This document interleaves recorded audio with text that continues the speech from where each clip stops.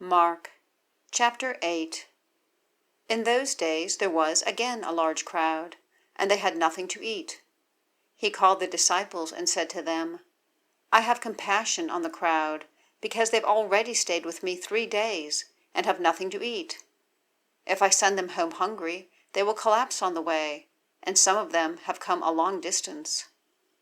His disciples answered him, Where can anyone get enough bread here in this desolate place to feed these people? How many loaves do you have? He asked them.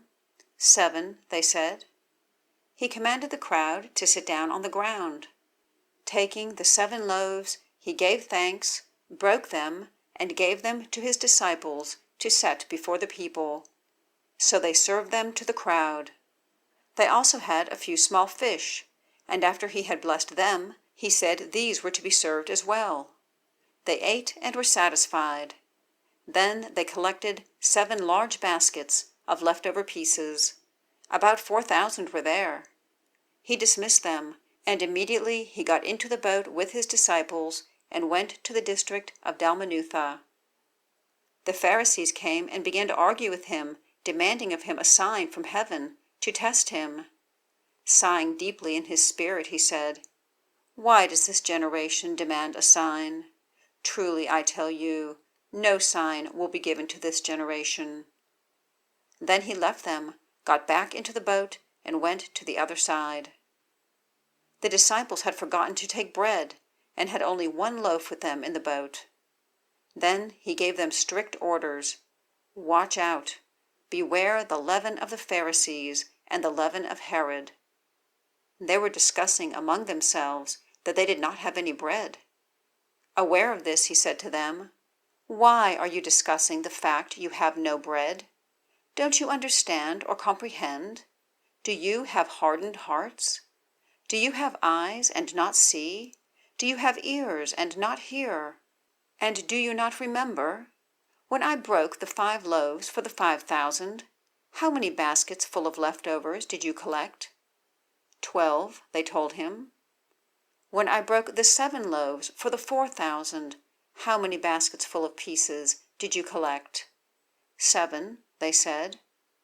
And he said to them, Don't you understand yet? They came to Bethsaida. They brought a blind man to him and begged him to touch him. He took the blind man by the hand and brought him out of the village. Spitting on his eyes and laying his hands on him, he asked him, Do you see anything? He looked up and said, I see people. They look like trees, walking. Again Jesus placed his hands on the man's eyes. The man looked intently, and his sight was restored, and he saw everything clearly. Then he sent him home, saying, Don't even go into the village.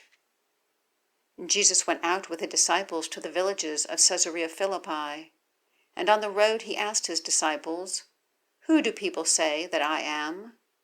They answered him, John the Baptist, others Elijah, still others one of the prophets. But you, he asked them, who do you say that I am? Peter answered him, You are the Messiah. And he strictly warned them to tell no one about him.